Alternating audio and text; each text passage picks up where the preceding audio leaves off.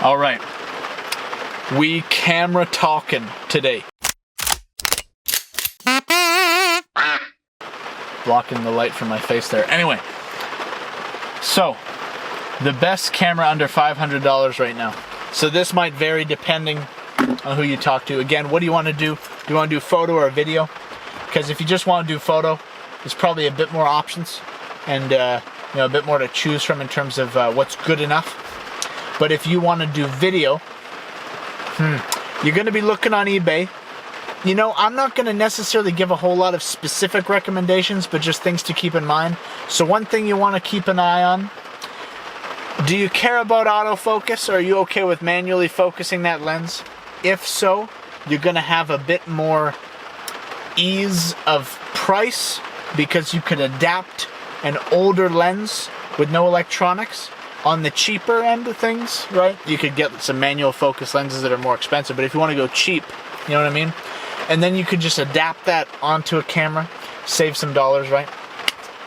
If you want to get something on the cheap for video, and you don't, because when you're doing cheap, you're probably going to go older, and as a result, there's going to be certain things that are maybe a little bit not so great by modern standards, like the autofocus. Maybe the audio quality of the mic input might not be great. Does it even have a mic input? These things, do these matter to you, right?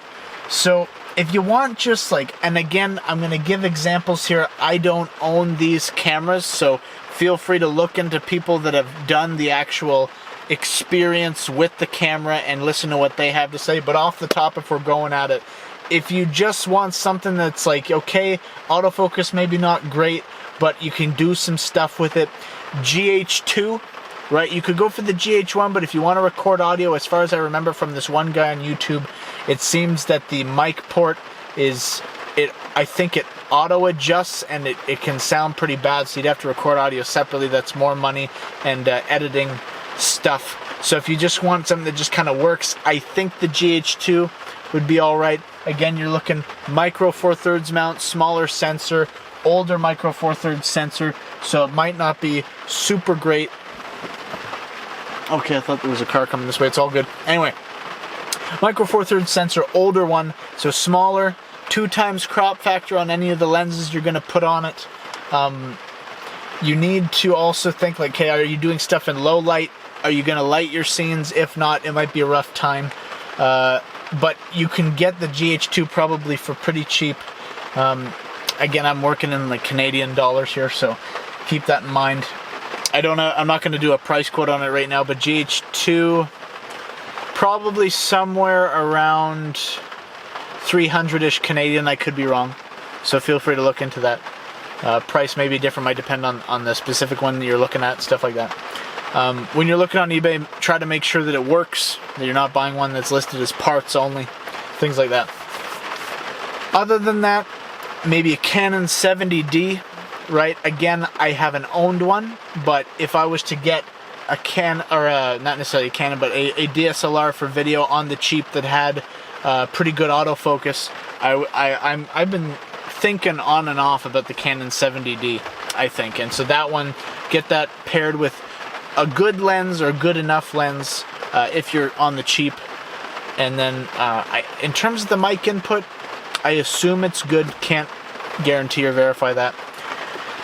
Beyond that, it's like you're looking at there might be some niche models, like maybe there's some older Sony or Nikon DSLRs, although Nikon for video, I haven't heard a lot of good things, except from the YouTube channel Camera Conspiracies. He used one of the newer Nikons, a couple of the newer Nikons. Seemed pretty good, and he seemed to speak pretty well of at least one of the new Nikons, or newer Nikons. But again, I'm thinking if you're going to go video, just like do a bit of looking into it. $500 is a tough budget, because at that point it's like after camera and lens, depending on the kind of lens, you're kind of hitting your cap there, you know? Like my first interchangeable lens camera was a Sony a5100. That stuff could get some pretty good looking video, and you could film at 60 FPS as well, so you get some slow-mo stuff. Filmed some stuff on that a while ago. Used vintage lenses with it for the most part. I did have the kit lens with it. I don't know if I shot a whole lot of video with that. Might have shot a little bit of video. Can't guarantee the amount. But anyway, that one, I don't know what it goes for on eBay right now, but you could look into that as an option. Keep in mind, you know, older Sony mirrorless, right? So don't expect a lot of the modern Sony things. Again, you're looking at generally older stuff. You're going to be losing some features that might be more common with the newer stuff, but you're saving the money. If you just are getting into it, then consider that just to kind of see what it's about, see if you like it. Then from there, maybe consider upgrading, stuff like that.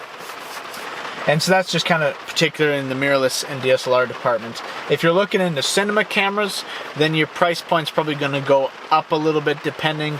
There's this one older Panasonic cinema camera that's micro four thirds that you might be able to get on the cheap. DSLR video shooter talked about it in one of his videos.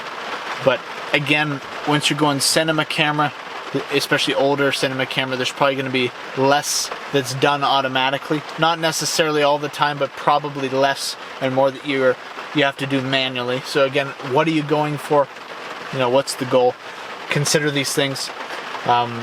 If you got any more questions, feel free to join my Skool Community. Link in description. You can join for a 7-day free trial right now. So if you have a question or questions, join the Skool Community. Ask the questions. All right. Thank you very much for joining Camera Talk.